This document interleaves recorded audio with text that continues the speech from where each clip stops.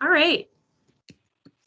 Well, I think we have a good group here. I'm gonna get us started, and there are a couple of other folks I think who are gonna be joining, but they can jump in when they're ready. So I'm calling to order the November meeting of the VOREC Steering Committee. I'm Jackie Dagger, the Program Manager for the Vermont Outdoor Recreation Economic Collaborative. For folks, I see there's a couple members of the public who are joining us today. And I see Mark just signed in. Welcome, Mark. Thanks. Glad to be here. Yeah, good to see you. So I just wanted to start by acknowledging that we're here again in a virtual space. We tried hard to make this an in-person meeting, but as we all know by now, things are constantly changing with the pandemic and our levels of comfort. So after a lot of consideration, we decided that meeting virtually was still the best option for our gathering today. Nevertheless, I'm really excited to be bringing us back together again after a really full summer. And there's been a lot happening, and I think our agenda is going to reflect that. So what's on our agenda? I am going to copy and paste that into the chat so you guys can follow along. Give me just 1 minute to do that. All right, so you should be seeing that in the chat. We're getting going right now with welcome and introductions. I'm going to be jumping into the introductions here in a minute. Around hopefully 9:10, 9:15, we're going to be doing our business meeting and hearing updates from the Department of Forest Parks and Recreation, ACCD, and some of our partners as well, Vermont Trails and Greenways Council. Abby has an update, and also an update from VOBA. And I am hearing some background noise. If you aren't speaking, if you can go on mute, that would really help with that background noise. I'd appreciate it. All right, so after, I'm still hearing that background noise. Caroline, is that something you can help me out with? Thank you. No, Caroline had to pop off. She was having some volume problems of her own, I think. So hopefully that's not all related and we can get it squared away. Okay. Sounds good. All right. So when we wrap up our business meeting, I'm going to be sharing an update on the grant program with you all. We've been going strong with the grant program. Has been happening since we last met. So I'm going to share an update on that. And around 10:30, we're going to give you a little bit of a break. And we are, just to give you a heads up, we're going to do something a little funky at break. We're going to transition into a new meeting room for the second half of our meeting. And I'll share lots of instructions on how we're going to do that when we get there. But just to give you all a heads up now to be ready to move meeting rooms at break. And when we reconvene, we're going to be jumping into a discussion. And we're going to talk about, I'm going to take you back to June, talk about the interviews that I did with you all and some of the outcomes from those conversations. And we're going to break out into small groups and have some small group discussions about VOREC 2.0 and think together about ways that we want to work together, acknowledging the outcomes from the conversations I had with you all.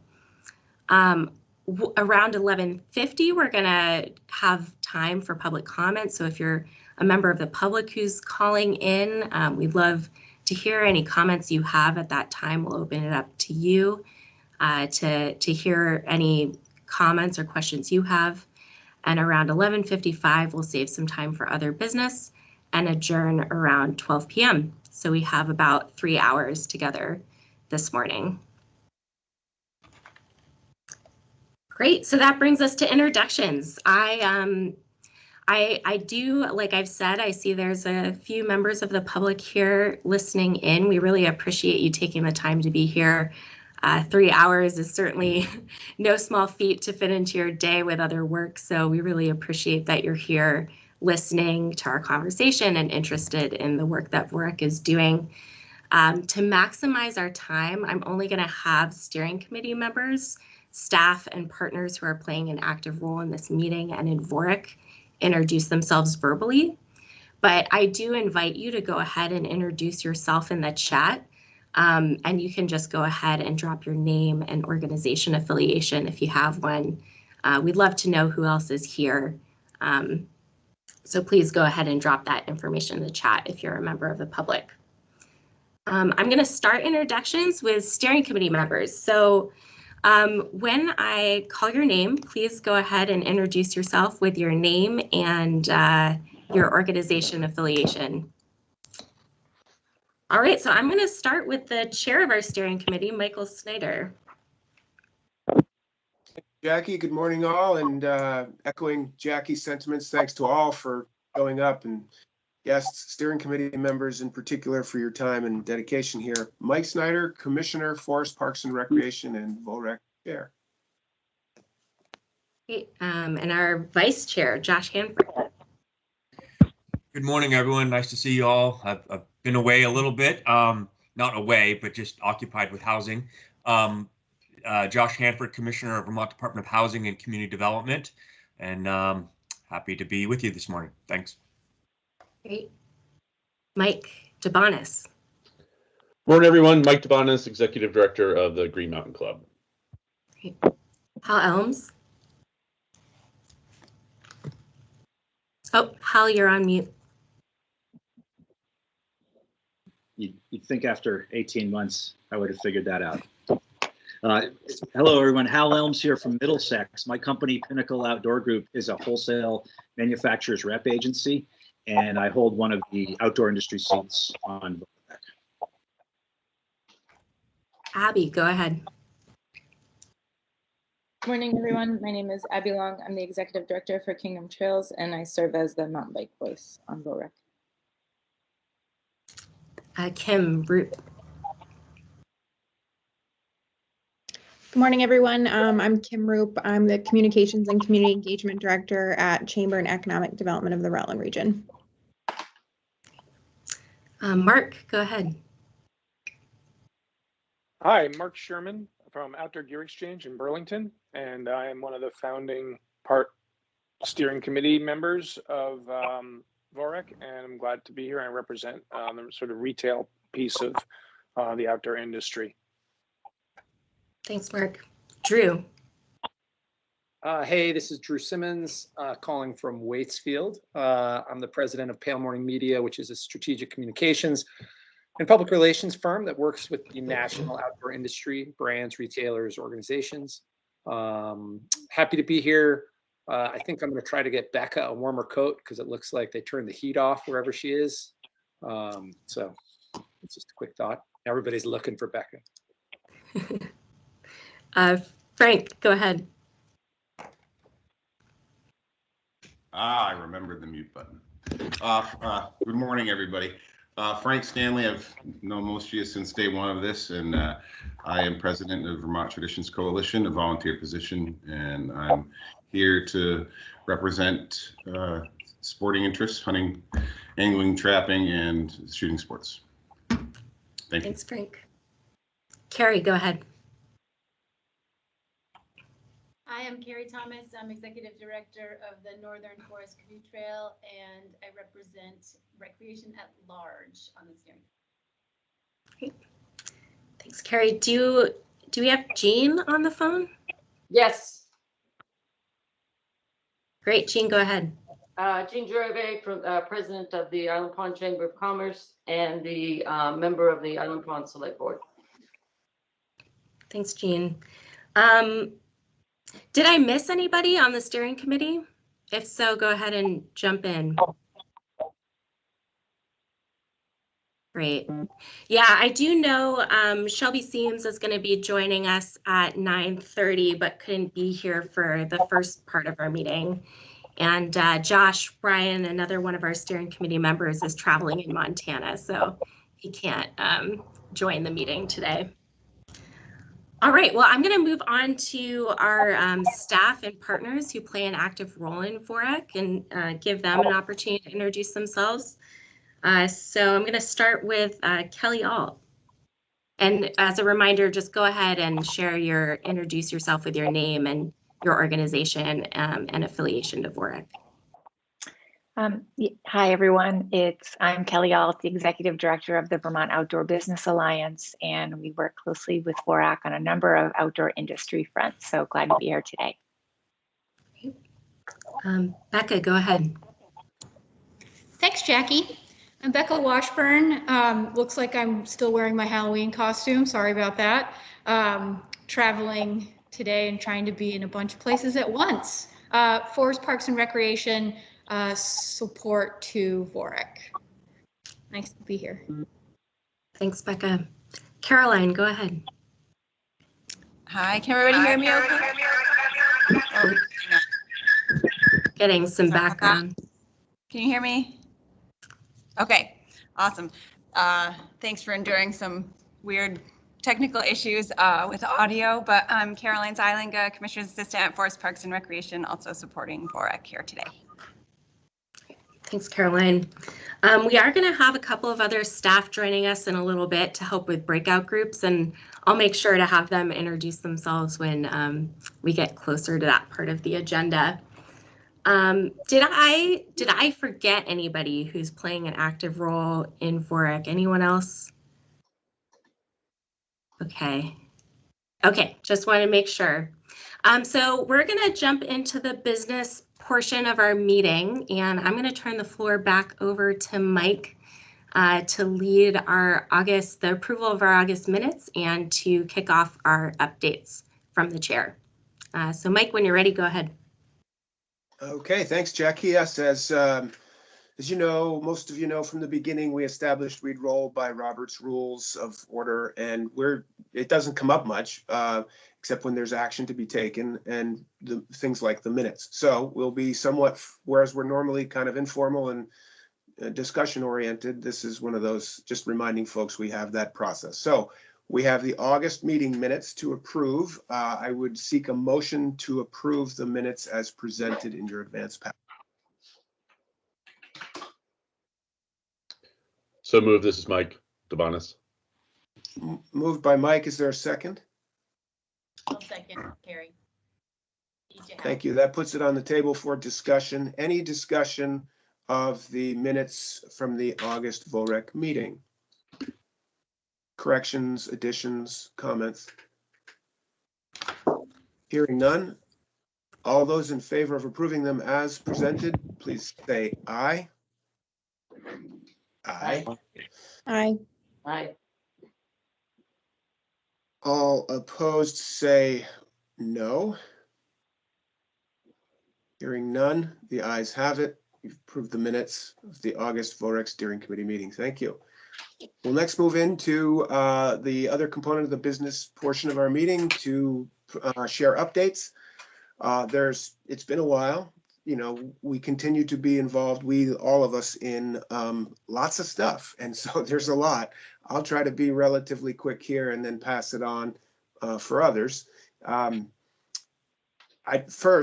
really like to just put a question out there. Is anybody, what's wrong with this collective picture here? What we're seeing here on the screen and who's collected, there's the first time something's ever happened in the history of VOREC. That is that Jessica Savage is not with us. And I'd just like to pause and note that Jessica moved on. She took a position with the Vermont Council on Rural Development. She's pretty excited about that. She sees a chance to continue in some ways with us, and I look forward to that. Big loss. Jessica did about 3 jobs and there's just no getting around it. The foundational role she played in the formation of VOREC and making this all happen, and then adding it to her normal job duties to do all that she did for so long and helping create and support and get us going. So she's not with us today, but I want to say publicly thanks to Jessica and ask you all to join me in thanking her as well, and just acknowledge that that's also a turning point for us. By way of update, we do expect to fill that position, of course, and that's in Becca's shop. Becca did not mention that she's the Director of Lands Administration and Recreation for FPR, and she's undergoing a process to to consider how to respond to Jess's absence, given that Jess did so much and there's ongoing needs. So we'll keep you posted on that. I'd also like to announce, in addition to Bill Supple, who had stepped down, I think, at our last meeting and made his announcement to y'all, Cindy Locke has also stepped down from the board and from the committee, representing from motorized recreation at the Trails and Greenways Council.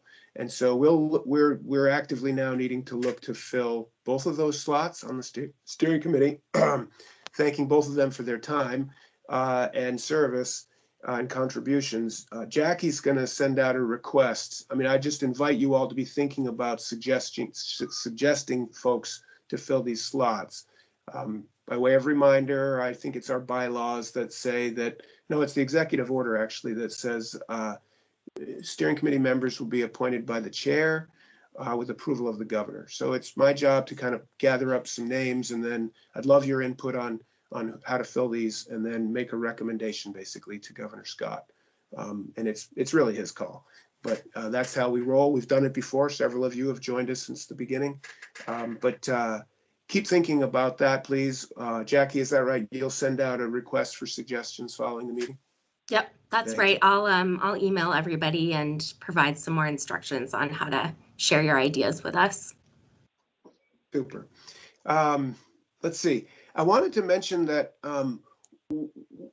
folks in our forest economy program at FPR, myself and Director Fitz, have been for about 5 months with a core group of legislators from the rural caucus, basically the Rural Economic Development Working Group, focused on the forest economy and ways to modernize it, and for policy development in the session that's upcoming. I want y'all just basically to know that at every stop along the way, somehow there was a connection made to outdoor recreation, the outdoor economy, the importance of stewardship, et cetera, the connection of forestry and the forest economy as complementary, et cetera. And in particular, there was one specific stop at Kingdom Trails that Abby hosted and did a fantastic job of engaging with these legislators on, the unique and important characteristics and challenges faced throughout, but is exemplified at KTA. Thank you, Abby. I think it was really impactful, as I noted to you. And I just wanted folks to know that we see these things as, these are our two highest priorities at FPRs. Rural economic development is basically it, through forestry and outdoor recreation. And we see them as really linked. And it's been really fun to try to push that with this core group that's shown interest in kind of a farm to plate for the forest sector. And we want recreation to be part of that strategic planning and policy development effort. I'd also like to say that just give a quick parks update. Vermont State Parks had an unbelievable year. Shout out to the hardworking staff. Pandemic continues, et cetera, but highest visitation, well over 1 million visitors, highest visitation since 1988, the 5th highest visitation in our history, and the Canadian border was closed. Think about that. We're really rocking this thing, and it's really a great hub of the outdoor sector, and we couldn't be more proud. I could go on with some granular details about the what we did economically and the impacts. I'll spare you those, but the numbers are truly impressive. 20,000 visitors at Mount Philo just since Labor Day. That's more than 34 parks saw between Memorial Day and Labor Day. If you haven't been out to see the refurbished trail work and stone work, the artistry by Timber and Stone, you ought to, because you're about the only ones who haven't seen it, it seems like at this point, because it's been really, really jammed. And I guess I'll leave mine up there at that. I hope that makes sense. And follow up with questions as you wish. Jackie, am I turning this over to Becca from here? Is that where we should pivot? Yep, Becca's going to provide an update from the Department of Lands Administration. So Becca, go ahead. And recreation, sorry. Thanks, Jackie. Just a quick update other than the major news that we now have an amazing ally in the Council on Rural Development with Jess moving over to that position, and more news to come on how we will be filling that enormous gap. We did award a few LWCF grants this fall. Burlington's Oakledge Park is getting a playground that is accessible. Should be a really cool project when that's finished. Manchester is going to be installing a splash pad in their public park. And then Montpelier is working on what maybe some of you have heard of. They've been planning this for many years. It's called the Confluence Park, and it's right down on the riverfront in downtown Montpelier. So those are 3 grants that we made to the public this fall through LWCF. That's it for me. Thanks, Becca. Josh, are you good to go with an ACCD update? My man. Sure. Yeah. Good morning again. So Agency of Commerce and Community Development, we've obviously been involved in a lot of economic development grants and programs, and of course, funding housing development, which is desperately needed. But on the outdoor rec front, a few things come to mind that we've been involved in. We've been more heavily engaged in the Lamoille Valley Rail Trail sort of coordination with the Agency of Transportation. I think folks know, that there's been a lot of money put towards that signature recreational asset. I think VTrans is managing more than 15 million in upgrades right now on projects just on that trail. Continued planning, continued work that needs to happen there.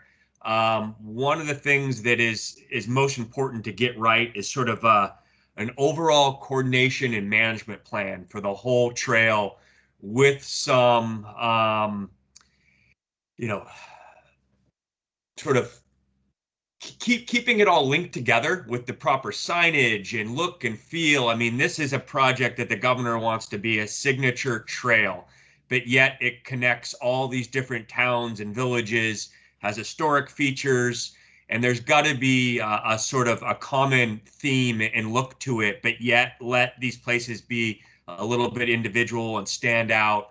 And so there's a pretty high level team that's sort of coordinating more than ever on that, recognize that didn't really exist early on, and sort of transitioning the sort of overall management from VAST, as this started out, back to the Agency of Transportation, with different segments being sort of managed by local groups and partners as well. But this is going to be a huge asset for the whole state, and draw tons of visitors. And there needs to be a trail-wide vision for it, and to enhance the visitor experience and improve sort of the communities around it. So that's something that our secretary of our agency, Lindsay Curley, is on this coordination team, and she seeks updates and guidance each week from anyone involved in our agency on. There's a lot of historic features on that trail, like old covered bridges and different industrial uses along the trail that are going to have a story that's told and need markers, and a big need to coordinate all that. So that is going on. The other work that I think many folks on this call are maybe aware of is the Economic Development Authority, the EDA, has put out various competitive grant programs or applications, and one is in the space for travel, tourism, and outdoor recreation. And our tourism team, Department of Tourism and Marketing, Heather Pelham, Commissioner, has been involved in that, is sort of communicated with a number of different groups about what a proposal would look like, and have actually, submitted something to the EDA as a concept sort of paper, looking for feedback.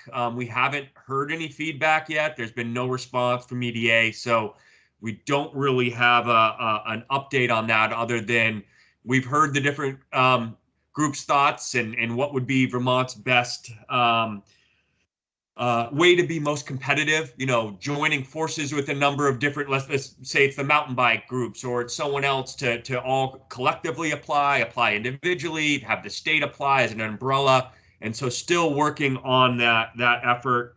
And the last piece is we've had a number of new programs we're standing up, and resources, which it at first thought it might not really pertain to outdoor rec, but it does. It's supporting our downtowns and our village centers, which are, sort of a backbone to the ventures that people participate in and places where people need to stay. And those locations need to be supported. They need to be vibrant places that people want to visit and shop and stay. And, the pandemic has put a hurt on many of those locations. I don't know about you, but, businesses have been very creative in trying to adapt, but there are still holes. I still see in my town and others, restaurants that aren't open their normal hours and places that just haven't been able to get back to full capacity for a variety of reasons. So we've got new programs like the Better Places program, which also has funding into various parks like the Confluence Park, and new pop-outs and small little walking paths and just public places that are going to make our communities better. We did a round earlier with charitable money. We have $1.5 million we're launching on that. We have increased downtown transportation funding, which also does things like, bike pass, walking pass, bike storage, transportation centers, sidewalks. We've got $5.5 million this year. We normally only have $500,000. That's going to be launching soon. And increased, tax credits for private businesses to fix up and, turn an old, shut down hardware store to a new distillery up in St. Johnsbury, for an example, and different things like that, that we're supporting our downtowns and villages that really are the start of many of these outdoor adventures. So that's what's going on in our world. Happy to take any questions if there are. Great, thank you, Josh. Don't forget to breathe, dude. Sorry, I talk fast. No, it's just a lot going. I know you've got a lot going on, and appreciate it. And on the Lamoille Valley, the LVRT Lamoille Valley Rail Trail process, that was a great update. And just so folks know, Becca represents FPR on that committee, looking at this for the coordination and all. And that's in part because there's been continued talk, at least there was of an idea that it would be operated once complete as a state park, that we'd have that role. There's some good reasons for that. There's also questions about whether that's the best model. So just wanted to add that in as another tidbit in the conversation. Frankly, I think the governor would prefer to have, as Josh described it, this sort of community-based with nonprofits and businesses and towns, all, and the two agencies, VTrans in particular, kind of coordinating it all. But we'll see. It's one of the options on the table. Yeah. Next up Mike, would be. I'm just going to interrupt for a second. I do see a couple of hands raised. I just want to remind members of the public that we are going to have public comment and questions at the end of the meeting. So we're going to hold your questions until that time. But I do also see that Frank has a question, and I just wanted to give Frank the opportunity to ask that. I'm sorry, I'm not seeing those raised. So thanks, Jackie, for flagging. Please help me with that. I don't mean to leave anyone out. Go for it, Frank. Just a quick question, Josh. I'm a fast talker too, so it's okay. Don't let the commissioner get to you. I didn't mean that. It was about his busyness. I know what you mean. There's lots of housing issues these days. Josh, that all sounds like great work. Is there a way you could get the VOREC members a link to some of this information? As far as the different grant programs or the Lamoille Valley Rail Trail sort of updates, or? Oh, I was referring to the grant programs. Sure. You have some people that might be interested in what you were just talking about. Not myself personally, but that's, like you said, it's all connected. So. Yep, absolutely. We've got a lot of the stuff on the website with the different programs laid out. I can send a link to that. Thank you. Yep. Excellent. Carrie, did you want to? Did I hear that you had a comment? You're all set? I just put in the chat how pleased I am to hear about the kind of the more widespread investment in more communities to help them be the anchors for the outdoor recreation economy. Right. Thank you. With that, I'm going to turn it over Jackie to ask Jackie if Jackie attended the Confluence of States summit and gathering in Colorado in September on my behalf. She's sort of ramping up and entering into, taking on all of these things. And I'm just thrilled that she was able to go. So Jackie's prepared to give a bit of an update from the Confluence of States, that's the sort of national level of outdoor industry engagement. And then Jackie, just keep it with you to maybe bring updates from our partner groups. So take it away, Jackie. Sounds good. Yeah, so like Mike said, I was able to go to the Confluence of States meetings at the end of September. We were actually, the Confluence of States was meeting at the same time as the Outdoor Media Summit in Estes Park, Colorado. So we kind of piggybacked on that event.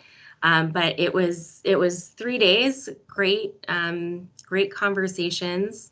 There were about 11 states represented at the Confluence of States meetings.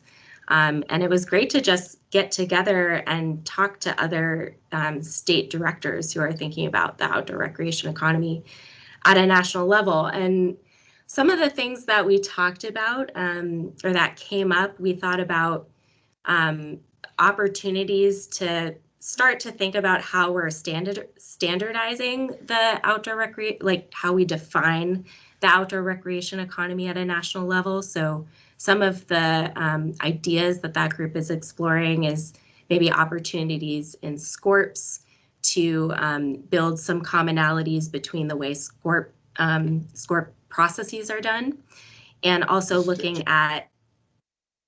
Sorry, Jack, just for folks, guests in particular, folks might not know, SCORP is the statewide comprehensive recreation plan, which is a requirement for certain federal granting programs like LWCF, the Land and Water Conservation Fund. We try to purge acronyms, at least the first time through. Thanks, Jack. It's hard sometimes. Thanks, Mike. That's helpful. It is.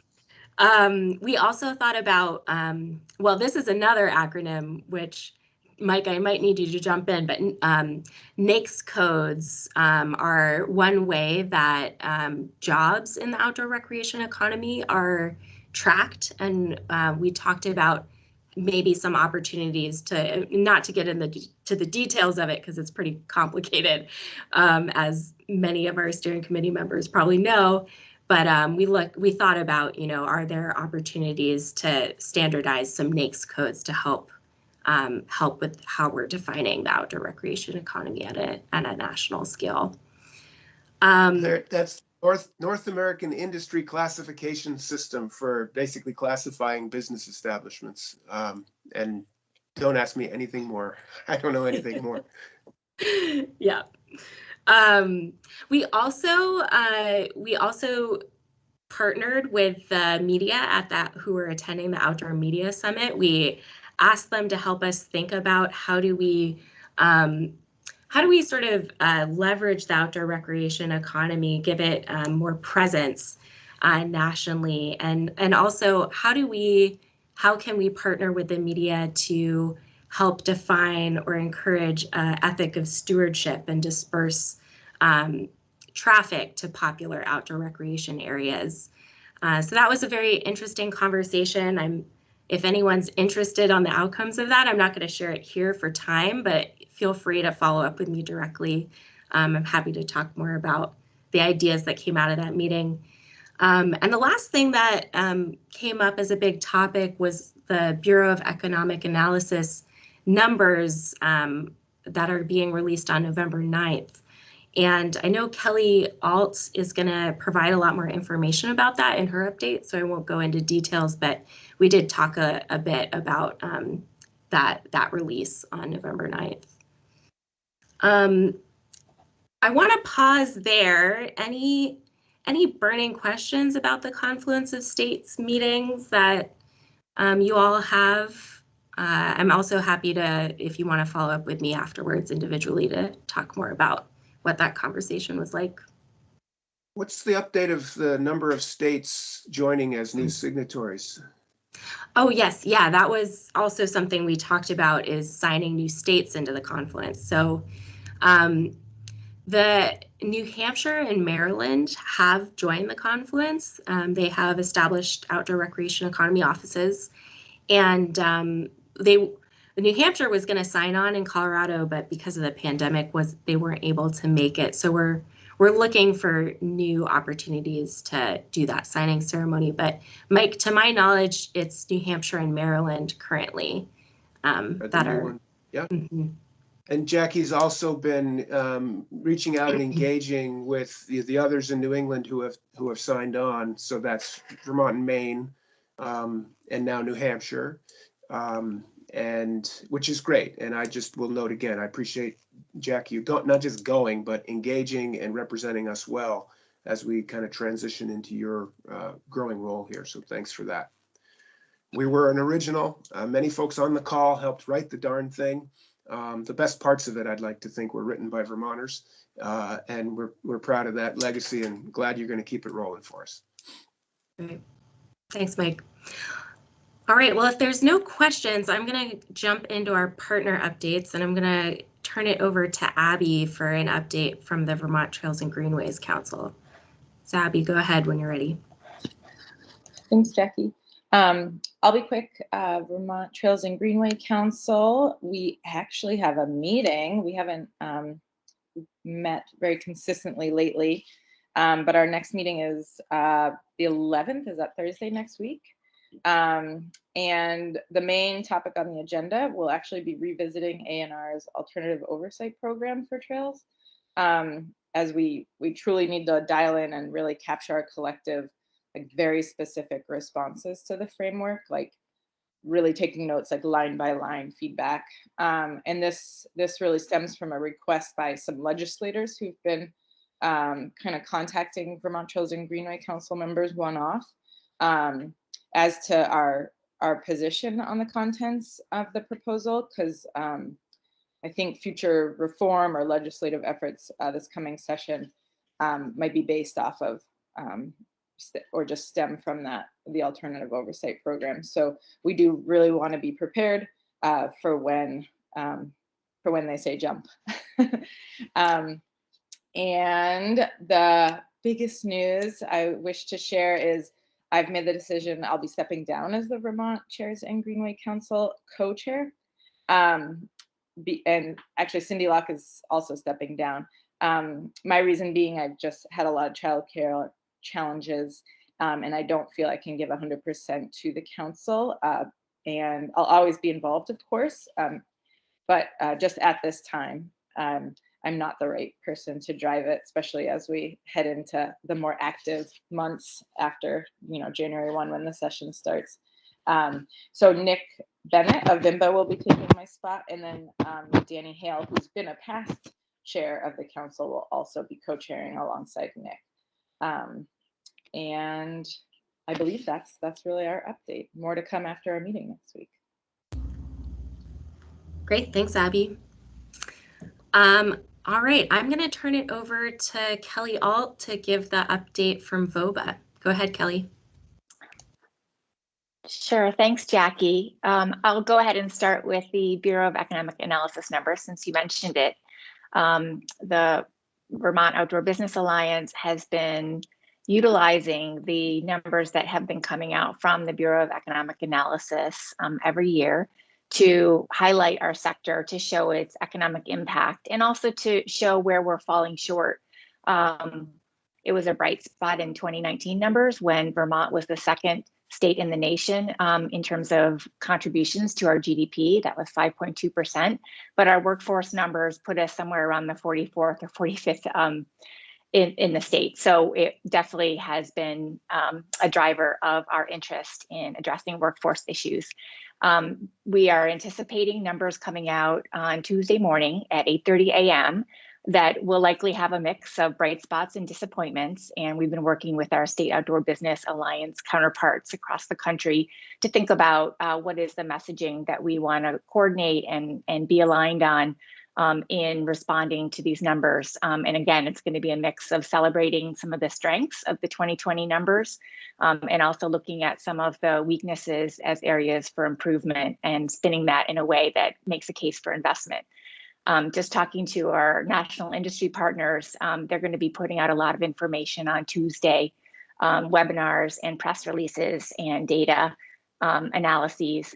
And so I think the two national narratives that they're anticipating is that we are looking at, we saw record-breaking outdoor participation and demand for outdoor products, big sales in services and goods, and that's a good thing. That's how our outdoor recreation has been a driver of economic recovery and been really an asset to small rural communities. But at the same time, there has been an incredible hit to the travel and tourism sector, and those numbers for hotels and motels and air travel are going to be shown as way low comparative to the previous growth trends, and that this segment is still in recovery. So we have talked with Jackie about VOREC, VOREC's response to the numbers, and have discussed the idea of possibly putting out a joint press release.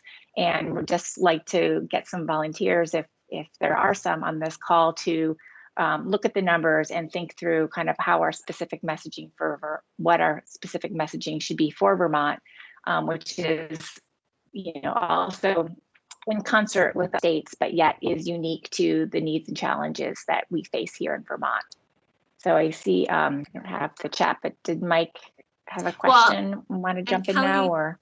Yeah. I'll just jump in for a second and say, yes, we're really excited to have steering committee members help us sort of look at that data and pull out key messages. If that is an opportunity that you're interested in, please reach out to me directly and include Kelly, and we can share next steps following the meeting. We're connecting on what those might look like, and I can also share information with you all after the meeting. Go ahead, Mike. Thank you. Yeah, Kelly, when you mentioned like things to celebrate likely and then some disappointments, I think you spoke to it a little bit about turning those into opportunities. So what can you share, like so there might be some, when you say disappointment, it's like Vermont's 44th out of 50 on some aspect, but we could use that to make a case perhaps for investment or for policy change. Is that the thinking here, that the disappointments could be used for good?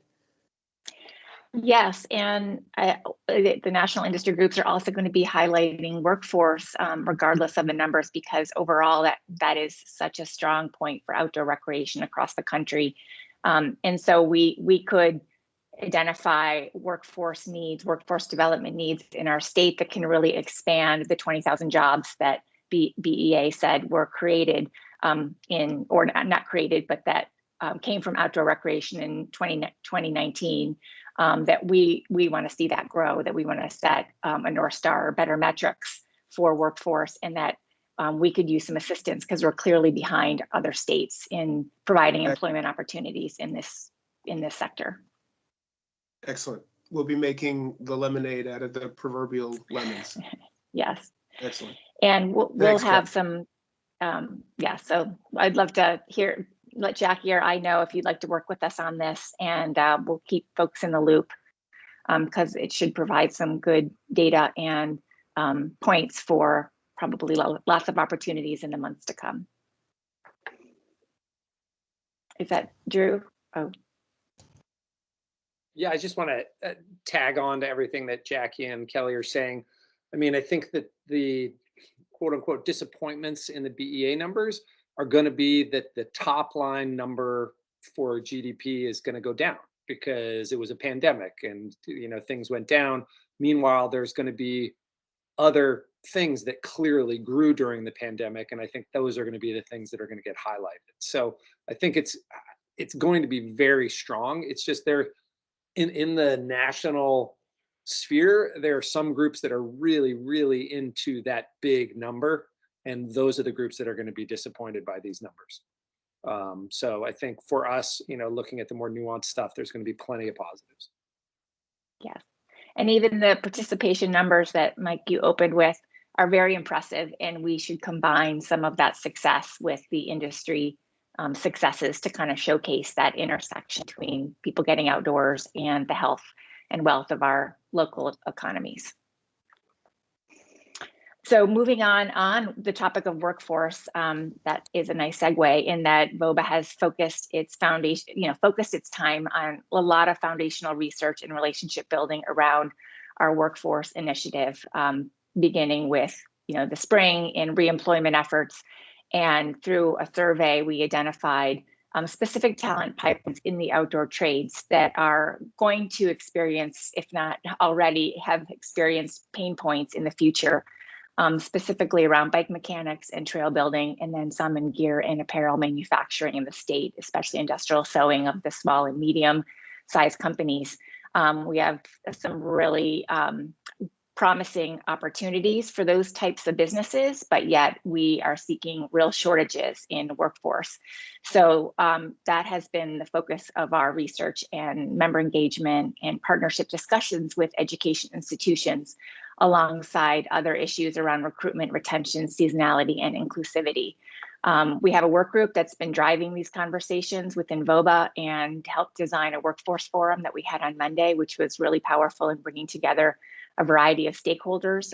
We had education institutions presenting, we had nonprofits talking about challenges in trail builders, finding trail crews for some of the needs, and we had a lot of industry talk about various occupations that they're finding hard to hire for.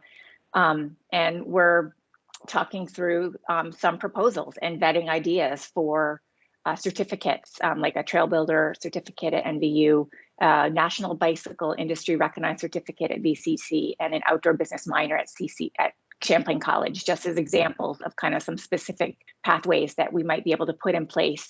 And even though this seems like it's specific needs for a subset of the industry, this is all about long-term relationship building, setting up the system, setting up this workforce consortium of education partners in the state that we can build upon for additional, credentials, stackable credentials, building out from the ones that we start with as pilots, and really creating these experiential learning opportunities with our businesses or in the field, in the shop, that allow us for a nice partnership to meet some of our current and upcoming needs with some of the long-term development of the industry here in Vermont. So I think that it's a really exciting opportunity, and would love to partner with VOREC, as I know some of the items in the action plan, and hopefully in the action plan 2.0 conversations will center on workforce and really see some great opportunities for kind of a marriage of both of our goals and visions.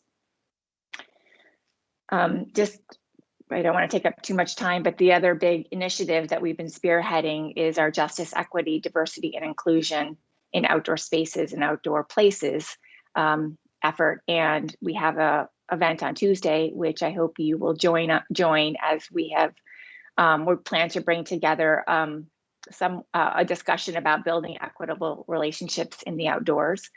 And we have an industry panel featuring Burton, Orvis, and The Alchemist, and breakout groups, really delving down into how can we build relationships with BIPOC, LGBTQ, all ability, and women communities about access to the outdoors, as well as opportunity within the workplace, and how can we advance representative marketing that builds partnerships and participation. So should be a great event. And if that's not enough, we have an exciting discussion with Vasu Sahitra.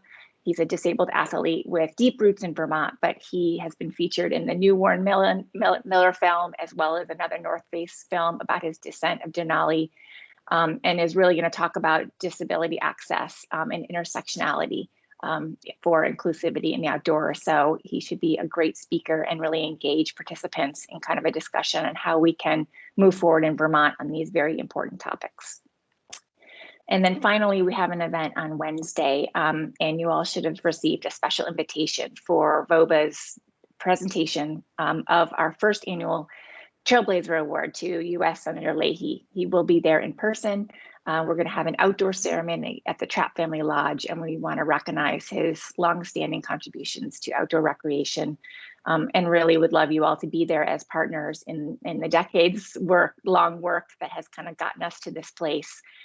So if you haven't seen that invite, let me know. If you have, please join us. It should be a pretty powerful event. It would be great to showcase VOREC as a partner in these outdoor accomplishments. So I'll leave it at that and look forward to continuing to work together, and excited about the action plan discussions to see what kind of ideas around the outdoor economy come up, so we can work together. Great, thanks, Kelly. Mike, I see you have your hand raised, and if anyone else has questions for Kelly, feel free to raise your hand as well. Go ahead, Mike. Thanks. Kelly, Mike, on the Trailblazer Award for Senator Leahy, we've talked, and it's just great. And as you know, I'm not able to be there. We're hoping to have some FPR representation. I hope VOREC representation. It did occur to me, I don't think I mentioned this, but given our sort of core principles and pillars, it'd be lovely if, and I'm guessing you've already considered it, but in the mix of his support for outdoor recreation should be recognizing his support for conservation of outdoor spaces as well, as sort of key to all of that. And because he's really been something else on the conservation front, and we'd like to always maintain that as part of the VOREC kind of thing, right? So thank you. 100%, Michael. I mean, it will certainly be mentioned and celebrated as part of this. Yeah, awesome. And Drew's going to be our MC, so has been developing talking points that really highlight, the breadth of the impact that he's had on outdoor recreation. And I will put a link in the chat to the press release that we sent out and was published in several media sources that does talk about some of his accomplishments, and some of them are certainly around conservation. And I believe Vermont Sports Magazine is going to do a story. It's probably an issue that's coming out soon on Leahy and his multitude of accomplishments. So that should be something to celebrate and share with others to inspire continued policy investment in the outdoors. Great. Well, we have a couple of minutes left in our business meeting. We can certainly use the time for other agenda items, but does anyone else have questions for Kelly or comments on anything else that was mentioned in the business meeting? All right. I'm not seeing any hands raised and no one waving in their screens, so I'm going to move us forward to our grant program update. So I've been communicating with you all through email about the grant program as we've been going along. It's been moving pretty quickly. There's been a lot of interest, and I just wanted to take the opportunity while we're gathered together in the same space to share a couple of points about where we're at right now. So I have a PowerPoint presentation that I'm going to share, and give me a second to get that going.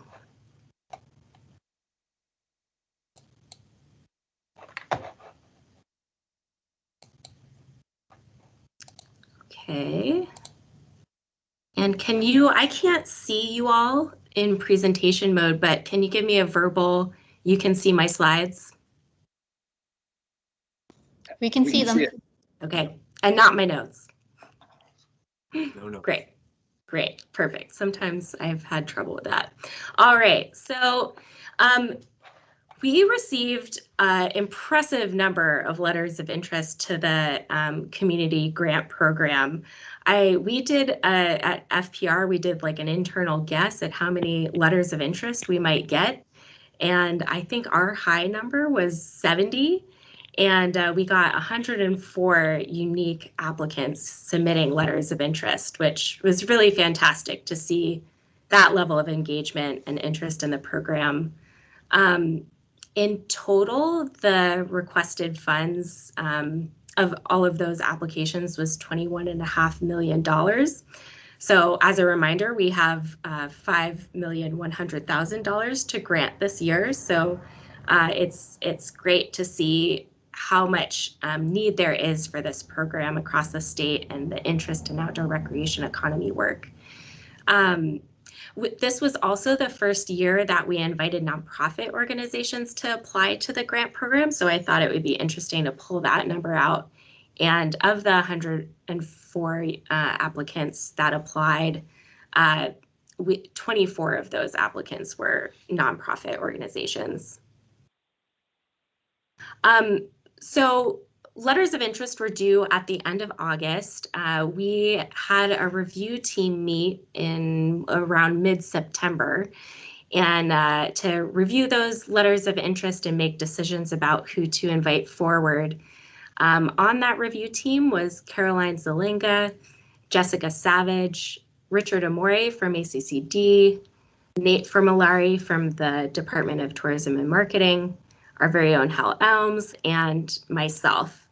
And it was not an easy task. There were some great ideas submitted through the letters of interest, and we did have to say no to moving forward some projects that really felt pretty strong. But in total, we ended up with 37 projects that were invited to submit full applications. And in total, those projects requested $12.8 million. And going back again to the nonprofit organization number, 14 of those applicants were nonprofit organizations instead of municipalities. The 37 project number, really that came from knowing that we're granting this year. We've been very clear we're granting up to 25 grants. And we also thought about, on the ranking team who's going to be reviewing full applications, they are pretty robust, and we wanted to make sure that it was feasible for the ranking team to do a thorough review of those applications before they meet in mid-December. So this is a pretty big slide. I'm not going to run through it all, but I did want to give you all an idea of the letter of interest themes that we saw. So the themes listed on this slide were from letters of interest that moved forward to full applications that had competitive activities, proposed competitive project work.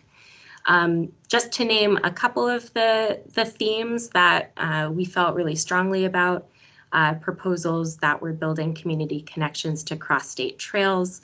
So trails like the Lamoille Valley Rail Trail, the LVRT, the Vermont Trail, the Cross Vermont Trail, and the Northern Forest Canoe Trail. And those were for things like master planning and better signage. We also saw a lot of projects proposing construction of new infrastructure to support outdoor recreation activities. And that was for things like pavilions, bathrooms, and parking lots. And also projects encouraging diversity, equity, and inclusion in the outdoors by making outdoor recreation resources ADA accessible and building programs to engage low-income and BIPOC Vermonters.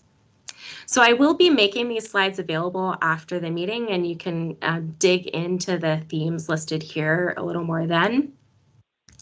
I did also just want to give you an idea of the themes that we heard that were didn't rank as strongly or weren't as competitive. And those included things like expanding snowmaking infrastructure at local ski areas, and restoring or building new recreation facilities or infrastructure like sport courts, skate parks, baseball facilities, without a clear connection to natural outdoor recreation assets. So things like forests, rivers, and trails. And those weren't as competitive for the VOREC community grant program, I think, because we're really focused on centering communities and economies, and like the projects didn't rank as well for the VOREC community grant program. There's certainly other grant programs out there that these project ideas would be great for, programs like the Land, Water, and Conservation Fund. And so you can see some other themes that we saw on this slide. Again, I will send these out so you can dig a little bit more into these in detail. I wanted to give you guys a visual of how the projects, letters of interest submitted spread across the state. It really was great to see that we had a pretty good geographic spread of projects that were submitted. So the purple markers on this slide are for a letter of interest applicants. And the pink markers are the applicants who were invited forward to full applications. So you can see we really did consider geography and who we invited forward. We really wanted to make sure that the projects we invited forward were spread throughout the state of Vermont. So finally, some next steps. So right now, I'm creating a list of full application invitees. Just at a high level, we wanted to share publicly some information about who's been invited forward for the full application. So I will be sharing that with you all and posting that on the website. Full applications are due by 5 p.m. on November 29th. And then, like I said earlier, the ranking committee is expected to meet around mid-December, and we're still working on who's going to be on that ranking committee and inviting folks to join that team. The other thing that I'm doing between now and when full applications are due is reaching out to partner agency staff and sharing the letters of interest that we invited to move forward. Really, we want to get their feedback to inform the review committee's decision. So just to touch base and collaborate on the types of projects that are being put forward, and to know if there's any feedback that they have that we should consider when we're making final grant decisions. So I'm gonna pause there and stop sharing my screen and open it up to you all. I know, like, we really haven't gotten a chance to connect in the same space. The grant program has been rolling. That was a lot of information. Any questions or things that you're hearing from your outdoor recreation networks about the grant program, or anything you'd like to share?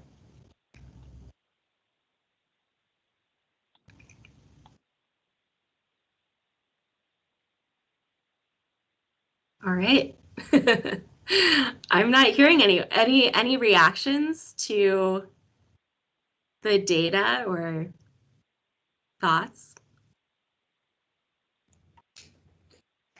I thought it was helpful how you categorized the different types of projects rather than who applied, just to see, sort of the breadth of the applicants and the ones that weren't invited back. I thought there was some interesting requests there, not that I saw them, but just how you characterized what they were. And I can imagine that was hard work for the team that had to weed out ones that were not invited back. But looks like overall the right decisions were made. I also think it's great to see how this is spread across the state and across different interests the way it was. I think it's really helpful, and it's also rewarding to see that it's not Chittenden focused or anything specific focused, but that we're actually attracting people are paying attention to what we're doing and interested in applying for these grants. I know other people who are looking for these, and it's great to see people aware of what we're doing. Yeah, I mean, I know from like our application development workshops and other conversations that I had individually, like a lot of people are really excited about the grant program and the level of funding that we had this year. And I think that's reflected in the number of letters of interest we received and the amount of funding requests we got. Frank, I see you have your hand raised. Yeah, that must have been a lot of work going through all those applicants. Who was on the team that did that? It's a lot of I mean, when we had 10, that was a lot of work to go through all of it. You guys had 104? 104, yeah. So Jess and I did a first pass at letters of interest. We had like a ranking or not a ranking process, but a review process to look at things like minimum eligibility. We looked at how well projects met our 5 pillars. So we kind of looked at what elements of the LOIs met our pillars. And then we also looked at a high level at readiness in that first pass, and how, you know, at a high level, how ready projects might be to receive funding and start work in the next 2 years, which is the length of this grant cycle. And then we brought together a review team that Hal was on, Richard Amore, Nate Formulary. We tried to have a team that was working on other grants, just to have a pretty diverse set of perspectives to inform our decision making. But yeah, we had a 4-hour meeting, and everyone reviewed those 104 letters of interest beforehand and came together and kind of looked at what letters of interest were feeling was strong, and made decisions from there. Oh, that's great. It's I remember trying to score the first round we did. I was on the review team, and we tried to we're trying to score them. It was hard. It was really hard because a lot of them were really good, and you know, trying to decipher between an 8 and a 10 was difficult. So anyways, good work. I just wanted to say thank you. Thanks, Greg.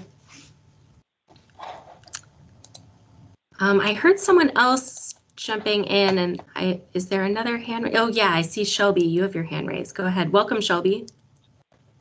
Hi, everyone. Sorry to have to join a little late this morning. Am I audible here? I'm on video and okay. Great to see everybody. I think I just wanted to note a couple things. Teasing out what was said no to, super helpful. Sometimes that speaks kind of volumes about what the priorities are. So I think I really appreciate kind of seeing that and the breakdown of themes, as others have said. I'm very curious about where we see that those themes maybe further narrowing, but it's too soon to say, of course.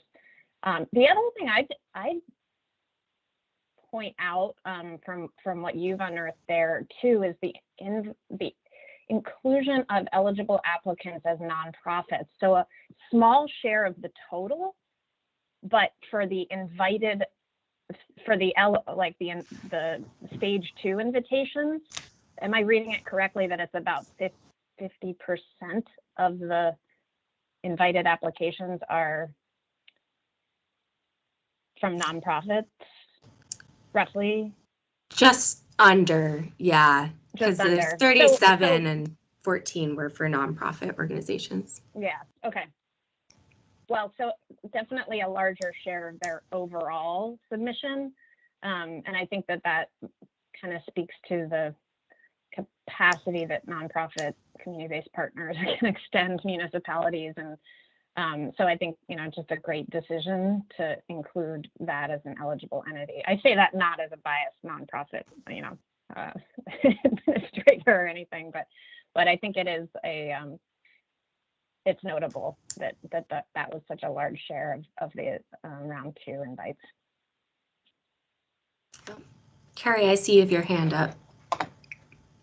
Yeah, I think that we should think about how we want to approach that going forward. I know I've heard from a number of municipalities about their just like basic lack of staff and capacity to implement anything like this at all. And I think what we saw with the first round, knowing that, you know, Randolph was really ready to do the work, but not Randolph, the community, Randolph, the nonprofit, you know, organizations in the community who are really taking the leadership role, and it got kind of befuddled in bureaucracy. And at the same time, we want to see municipalities develop capacity to kind of be part of this work. So I think it's a great thing to be kind of thinking about how we build broader capacity of our communities and keep including the municipalities, but don't rely on them exclusively. It kind of to put a slightly different angle on what Shelby was saying. The other thing that I'm curious about, and I ask because people have been asking me, you know, what is the future of this? I keep telling people, you know, this is a one-time slug of funding that is, you know, federally derived as recovery funding and that sort of thing. I, of course, hope that we'll at the very least go back to having the smaller level of support that we had before the recovery funding became available. But I'm curious if there's, you know, what's the word on the street in terms of the interest, willingness, enthusiasm for this going forward? Yeah, I might, Mike, I know that you've had some conversations. I'm not sure if you have an update on that to share, just, you know, about future funding and what that might look like. Nothing concrete or confirmed or committed, but just going back to the first pulse, an indication that there would be very likely a second pulse in the same kind of order of magnitude is how it was represented. Again, to stress, nothing's committed and it's a long way, but I do have some stuff in writing that I kept a record. I do plan to push it. That's it. You know, that said, I hope we can handle it. Clearly, there's the need, and that'll be a part of the story too. Is demonstrated that pipeline of the back, you know, folks ready and interested. But I don't want to overstate it. But I do want to keep everybody aware and help maybe make it happen. I think is a good chance. Quick follow up to that, you know, people have been asking me about it, and so is there would it be beneficial for people to communicate with their legislators about how important they think it is? Is it in that realm? I think so. I do. I think, as some others noted earlier, Mark, perhaps in the commentary, that you know, there's a good buzz and there's a lot of interest, and you know, interest as in applications. I think letting that be known as appropriators reconvene is very important. That there's pent up interest and need, there's impact, and you know, it's going well. So I think sharing that generally is helpful, for sure. Great. Drew, I know you've had your hand up for a little while, so go ahead. It really hasn't been very long, maybe like a minute and a half or something like that. But you know, one place that that the VOREC grant program has been coming up in conversations has been in the VOBA workforce work group conversations, which are very interesting and really spread widely in terms of the number of companies that are grappling with a lack of employment in certain areas. And it did come up that the VOREC grant program is going to create this transformational opportunity for many communities. And in some cases, labor for those projects may be challenging. And, you know, this is in the good problems to have category, but it is a conversation that's coming up, you know, and I know there are, you know, people are trying to get the ducks in a row, so to speak, so that these wonderful ideas and projects can actually be implemented on schedule. So that is a conversation that's popping around too. Thanks, Drew. Yeah, I know in last meeting we had a conversation about, you know, that we're putting all of this money into the economy, and where might we see challenges? Where might we not want to create more challenges for folks? And yeah, those are notes that we're thinking about, and I think we'll be bringing up with the ranking committee as we're looking at making final decisions about projects. But certainly, yeah, if there's others who have ideas about that, I think, you know, sharing your thoughts with me directly, or sharing some of those concerns, I think would be helpful. Just knowing that that is something we'd like to consider when we're making final decisions. Frank, I see you have your hand up. Sorry, that's an old hand. I got to take it down. Oh. Great. Any other thoughts before we transition into break?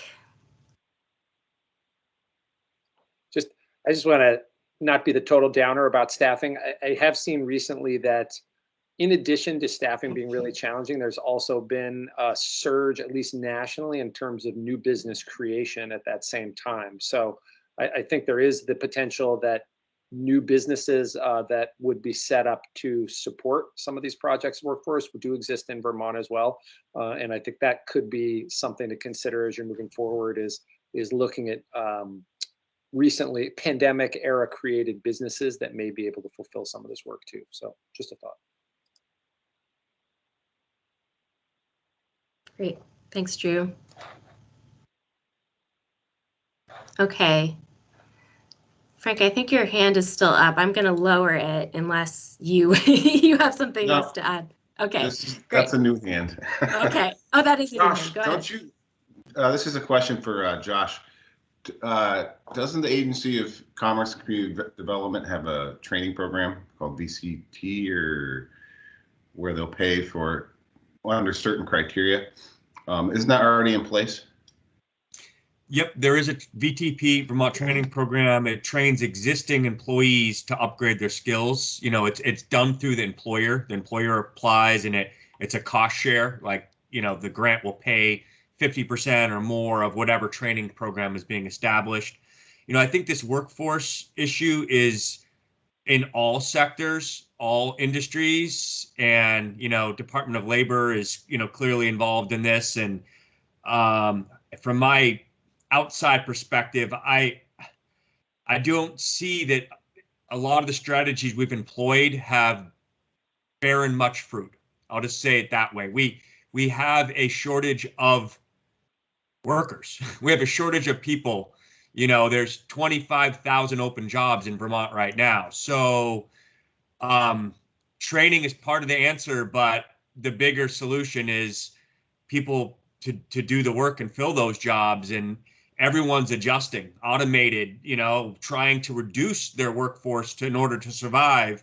Because if you depend on a lot of people that aren't here, your business is at risk. And I think that's the bigger story of a lot of this work, automating things, unfortunately. But yeah, it's beyond my small brain to what the answer is to solving. Yes, we can pay more, and we see that helps, but you reach a threshold there where if you pay any more, you can't survive as a business. So it's a tough one. Carrie, I see you have your hand up. Go ahead. Well, you know, back to you, Josh, it's equally as much the people aren't here because they don't have affordable housing, and they're like the life is just expensive in Vermont, and if you can't pay for your lifestyle, then and you can't even find a house to live in, then you're not going to be here, and then we don't have a workforce. So it's a self-fulfilling prophecy on that level. Absolutely. Our cost to build housing is just as expensive as Boston, but we don't pay Boston wages. Right. I'm being, you know, evicted from my office because my landlord is building affordable housing in my office space and bringing in foreign workers, or not affordable housing. She's building employee housing. So it's just people are in such a crunch. And those aren't people who are going to be part of our community. Those are people who are going to be here for 6 months and then leave. So I feel like it's setting us up for a kind of a whole sort of marginalized system that is possibly not a long-term positive. Yeah, I mean, I think I've heard a lot over the past several months about the challenges of workforce development and affordable housing, and like those are big issues that I know we're aware of and need further focus. And I think, you know, moving into the second half of our agenda, we're going to start thinking about VOREC 2.0, and I'm going to talk a little bit more about that when we come back from our break. But we're going to start to think about, you know, like what should we be thinking about as a steering committee as we're moving into a new phase, and like how are we thinking about incorporating new opportunities? How are we thinking about new ways to work together? So I think I encourage you all to keep thinking about these topics and how we're sort of working those into our work moving forward. And when we come back from break, I'll explain a little bit more about how we're going to do that. And I know earlier in the meeting, I kind of dropped a bomb. We're going to be shifting meeting rooms, which might feel like a big deal in a virtual space, but really I don't think it's going to be too hard. We're going to make it as simple as possible for you guys. I'm imagining it's like if we were going to take a break in person and just walk into a new meeting room. Hopefully it will be that simple. So what's going to happen is steering committee members, you all are going to receive an email from Caroline in a minute with the meeting information to join our new meeting room. I am also going to drop that information in the chat if you want to just copy and paste it and enter the new meeting room that way. Caroline's email is also going to be in that message I drop into the chat. So if we lose you for any reason, you can reach out to Caroline, who can help get you to the right place. So right now it's 10:24. I'm going to give us until 10:40 to grab snacks, water, use the bathroom, and figure out getting into the new meeting room. And I'm just looking. Oh yeah, and if you're a member of the public listening in, you're very welcome to join us in the new meeting space to listen in on the second half of our meeting and the discussion. If you do want to receive that email from Caroline, you can drop your email in the chat. Otherwise, you can use the information that I'm going to be dropping in there to copy and paste or reach out to Caroline directly. Just seeing. Oh, the other thing I wanted to mention, I am going to drop a link. So we're trying a lot of new things. We're gonna talk about VOREC 2.0. I'm going to share some information about our the outcomes from our interviews, and we're going to break out into small groups. We're also going to support small groups with a Miro board, which some of you may have used before, some of you might have not. You don't have to actively participate, but if you want to, you can go to the Miro board and check it out.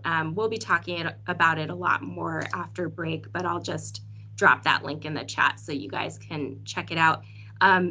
It is going to be a lot easier to participate in small groups if you're on a computer. So if anybody on the steering committee is calling in, I do encourage you, if you can, to jump on a computer. If not, don't worry about it. We've planned for other ways to participate, but to get the most out of it, I think a computer is the best way to go. All right, so I'm going to leave that there. We're going to reconvene at 10:40 in the new meeting room space. I am going to go ahead and drop that information in the chat now, along with the Miro board link, and we will see you guys back here shortly. Jackie, real quick, does that mean we're to end this session and rejoin, given that we're rejoining under a new link? Did you say that we should just leave this meeting now and then come back in under the new link that's been emailed? That's right. And I'm going to wait in here for like 5 minutes just to give you all time to copy that link and the information. But I will be ending the meeting and we will rejoin in the new meeting link that I just shared at 10:40. Thank you. Thank you. See you soon.